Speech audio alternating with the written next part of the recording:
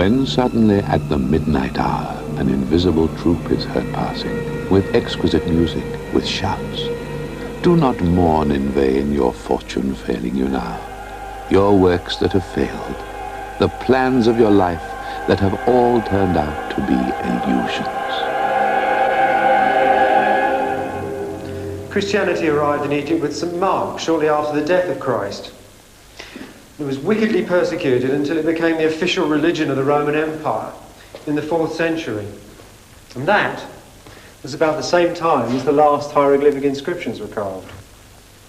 Yet there were some points of similarity between the old religion of Egypt and the new religion of Christ.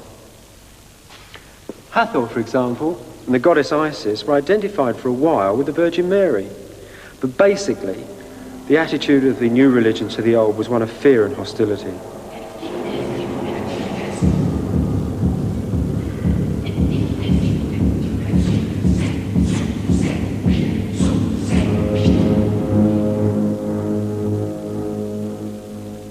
The damaged walls and columns in the temples tell us a very interesting story about the way the Christians thought about the ancient images. See, when they attacked them, they didn't go to obliterate the scenes, but merely to kill the people in them. They were still very frightened of the power of the ancient gods. And that's very true in a famous story you can hear about the Serapeum in Alexandria. There, a Christian mob rushed into the ancient temple to smash up the statue of the god. When they burst through the last part of the building, they stood before the god. They suddenly all sort of brought themselves to a halt, and they were actually in terror of the ancient image. You see, there was a legend that anybody who touched it dropped dead. So they sort of stood there and scratched themselves a bit and didn't quite know what to do.